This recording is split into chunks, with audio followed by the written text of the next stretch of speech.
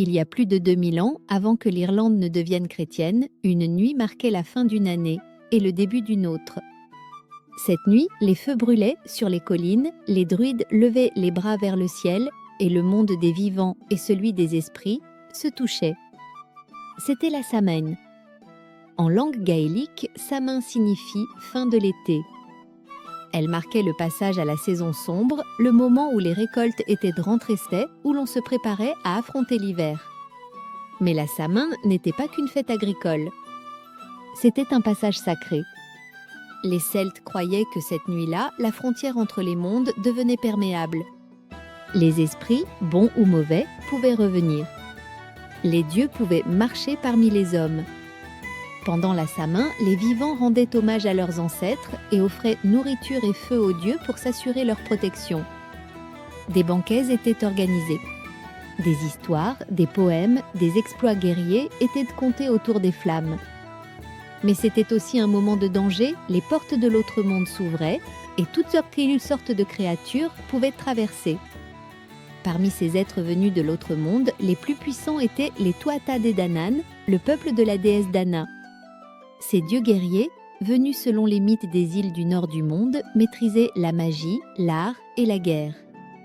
Ils étaient les anciens souverains de l'Irlande avant d'être vaincus par les fils de Míl-Espainn, les ancêtres mythiques des Gaëls. Après leur défaite, les Tuatha Dé Danann se retirèrent sous terre, dans les 6 des collines creuses, portent vers l'autre monde. Et la Samhain était le moment parfait pour qu'ils en sortent. De nombreuses batailles mythiques sont liées à la Samhain. On raconte que la deuxième bataille de Mac Tuired, où le roi dieu Lugh affronta le monstrueux faumoir Balor, se déroula à cette période. Lors de la Samhain, les Tuatha Dé Danann pouvaient interagir avec les humains, offrir des dons ou punir ceux qui les avaient offensés. Ils pouvaient apparaître sous forme humaine ou dissimuler leur nature divine derrière des visages familiers.